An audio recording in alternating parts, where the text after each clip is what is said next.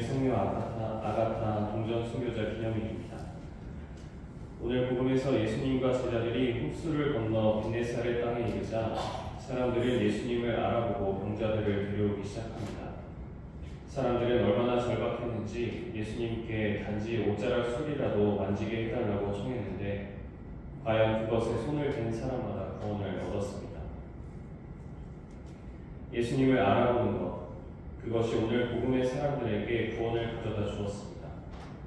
그들은 고통에 시달리던 사람들은 자신을 붙여줄 사람을 간절하게 찾고 갈았을 것이고, 그래서 예수님의 기적을 바라볼 수 있었습니다. 이러한 병자들의 모습은 이전 복음 안에서 드러난 바리사이들과 율법학자들의 모습과 대조됩니다.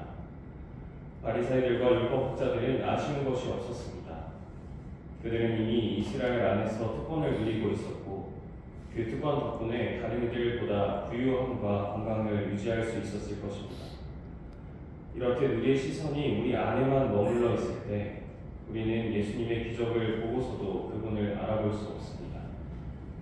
그러나 아픈 이들, 영적인 것에 목마른 이들은 예수님을 찾고 그분을 알아봅니다. 인간적으로 생각했을 때는 결핍되고 병들어 있는 사람들이 아쉬운 것이 하나도 없는 지도자보다 못하다고 생각할지 몰라도 오히려 자신의 결핍과 부족함을 인정할 때 우리는 우리의 가려져 있던 눈을 뜨고 예수님을 찾고 그분을 알아볼 수 있습니다. 오늘 독서에서 솔로몬은 성전을 짓고 다윗성에서 주님의 계약궤를 모시고 올라옵니다. 그러고는 하느님께 수많은 양과 황소를 잡아바칩니다. 그러자 구름이 주님의 집을 가득 채우고 주님의 영광이 주님의 집에 가득 차게 됩니다. 그런데 이렇게 크고 웅장한 성전에 모셔진 정교하게 조각된 계약의 궤 안에는 사실 모세가 하느님께로부터 받은 2개의 돌판 말고는 아무것도 없었습니다.